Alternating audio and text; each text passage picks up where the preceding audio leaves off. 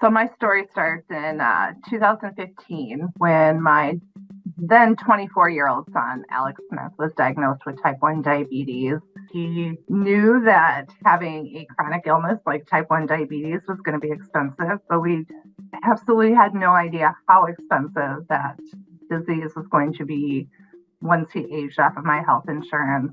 In 2017, the first time that he went to the pharmacy without insurance, he was asked to pay $1,300 for 1 month's supply of insulin.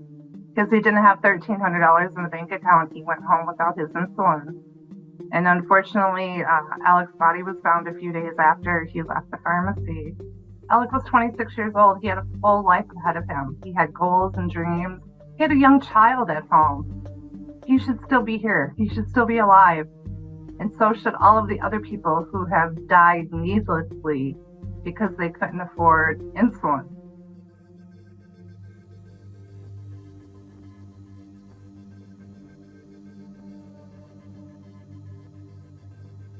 Let me thank our four guests for being with us, and that's Laura Marston and Hannah Crabtree and Eileen Diana and Ted Malpas, who are all folks who take insulin and who have a lot of experience with the industry and what it means to people.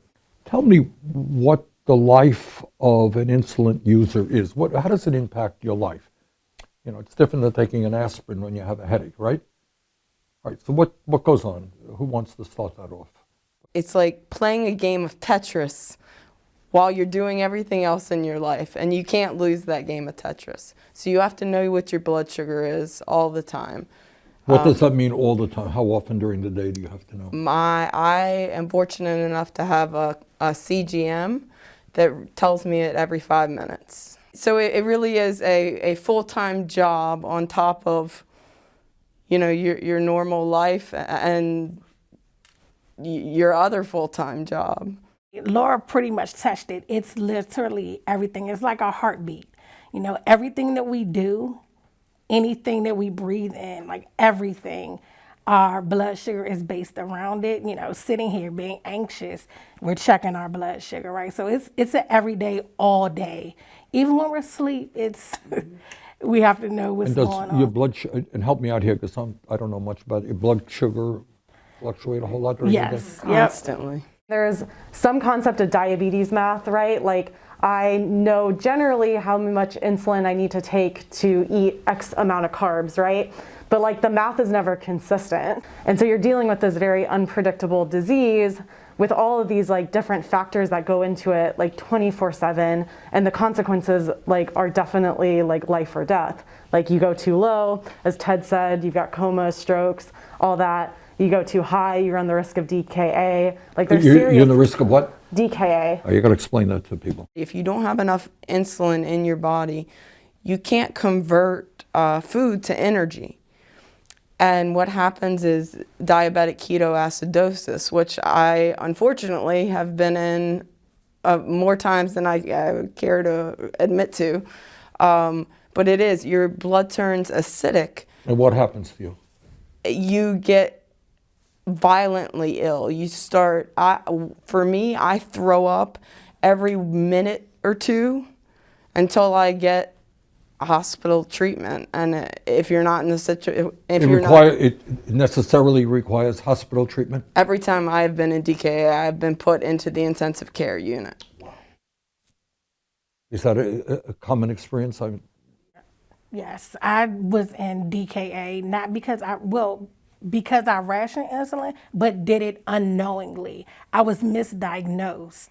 And so because they diagnosed me as a type 2 diabetic, I wasn't giving myself insulin like I should. I imagine it must be torture if you don't have insurance. Who wants to say a word about that? I had to pay out of pocket for insulin for about 1.5 years, and during that period, I had to cash out what little I had saved in a 401k. I had to sell all my belongings, sell my car, and even give up my dog. I couldn't afford to take care of my dog and keep myself alive. These are huge drug companies have recently announced, because, by the way, of the work that you guys and thousands of other people around the country, and many of us have done, they announced a major reduction in their prices. Is that significant? What does it mean? The way that it's been, and the fact that they had changed it means that they probably had the capacity to change it earlier, and they could have. I've been diabetic since I was diagnosed when I was 2. This is an insulin that came in a pen that did a wonderful job of adjusting my basal rate. All right, how much does that pen cost? So about a month's supply of this pen here was, I think, I was last quoted at like $850 for over the counter, and my copay for 3 months is about $350. I use about 7 vials every 3 months, and the price of that is $2,267.99. Just to happen to remember that, huh? It just happened. Clearly not important to you. No, not at all. But I do want to point out, I'm about to turn 41 next week. I've used this same insulin since I was 14. Nothing has changed about it. And I remember my mother buying my first vial for $20. So it's the same thing. Good point. All right, that's where we want to go now. The cost of insulin has absolutely skyrocketed. And what you're saying, this is exactly the same product. And it's, I believe, fairly inexpensive for them to produce it. Under $5. All right, so you got a product. How much did you pay for this? For that vial would be around $325. I better put it down. All right, and it costs them $5 to manufacture it. They make billions of dollars in profit. They have raised the price to outrageous levels. So what do you guys think about all that? It's insane. It's inhumane. It's crazy. It's ridiculous. I think we could go on with all of the words. It's unfair. All right, let me ask you this. I'm chairman of one of the committees that deals with this issue. What would you like the U.S. Congress to do? What's the solution to the problem? Federal price cap. The Insulin for All Act, quite honestly. I mean, that would be my first step, is a federal price cap that says that the manufacturer cannot charge more than $20 a vial. And then So it would be $20 for this. exactly, And you're paying? $325. Diabetes, as it's managed, you can be a normal person with guaranteed access. If you have essential access, you can contribute to job markets. You can be as productive or as creative as you'd like to be. We are hostages to these companies. If they wanted to charge $1 million for this, there's nothing stopping them. There is nothing stopping them. You're quite right. Right. The bottom line is that in the richest country in the history of the world, people should not have to live in fear every day that they can't afford a product that keeps them alive. So I thank you all very much.